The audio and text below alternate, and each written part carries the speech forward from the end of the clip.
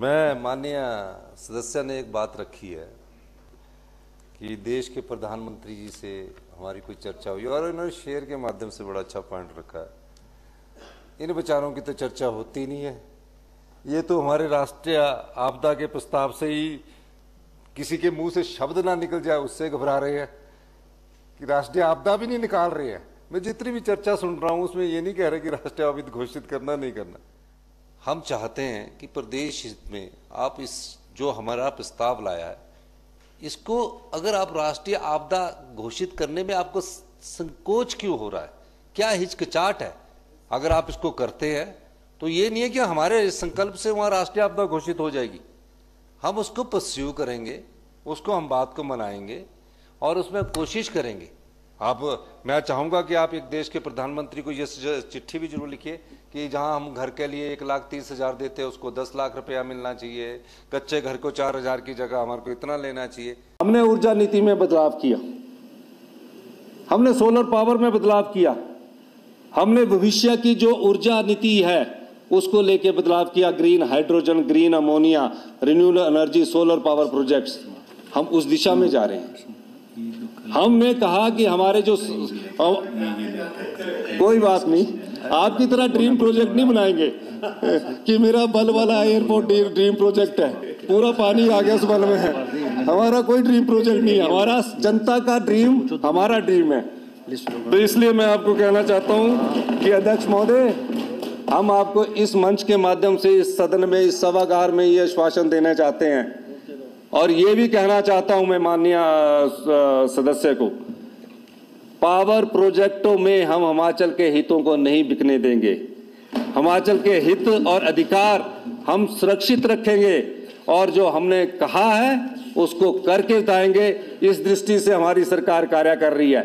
करुणामूलक आधार पर जितने भी लोग अभी रह गए हैं और जितने लोगों का चाहे वो उसमें पेंशन का के कारण है या डिले के कारण रिजेक्ट हुए हैं, किसी भी कारण, इन सब चीज़ों का हमारी सरकार पहले से ही अध्ययन कर रही है और इसमें हमने एक कमेटी भी बनाई है और जो भी ये होगा हम सब करुणामूलक के साथ न्याय करेंगे। इस दृष्टिकोण से सरकार एक कार्य योजना लेकर आने वाले समय में आएगी। जो पॉलिसी ऊर्जा बनाई थी उसमें हिमाचल के हितों का, हिमाचल की संपदा का ध्यान नहीं रखा गया। हिमाचल की संपदा को लुटा दिया गया। हमारे पास संपदा के रूप में सिर्फ पानी है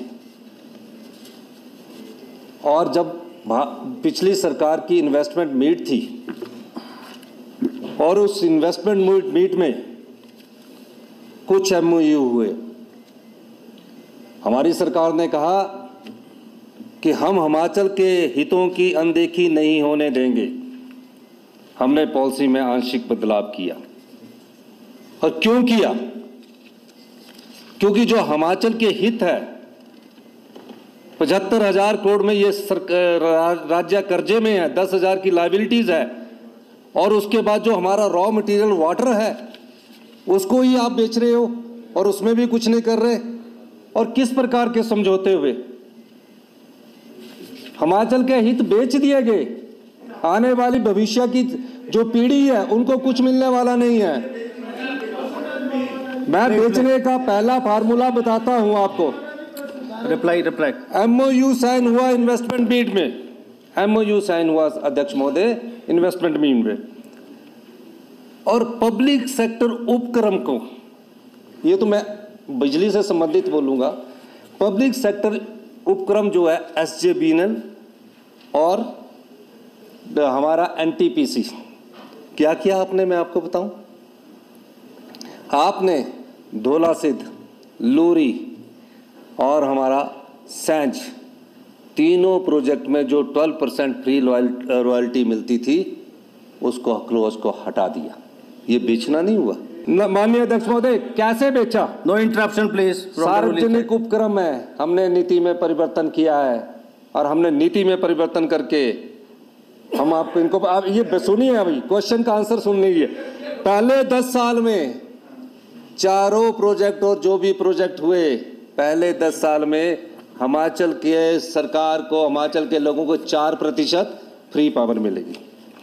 10 से 25 साल में मैं लिख लेना 10 से 25 साल में, जब 10 साल पूरे हो जाएंगे तो 25 साल में 8% फ्री पावर मिलेगी, 25 से 40 साल में 12% पावर मिलेगी। हम तो रहेंगे नहीं, उसके बाद और देखिए 40 साल बाद बोला कि वो प्रोजेक्ट आपको वापस नहीं आएगा, वो प्रोजेक्ट हमारे लाइफ लॉन्ग चलेगा, आप हमसे मांग नहीं सकते, आपको सिर्फ 25% फ्री पावर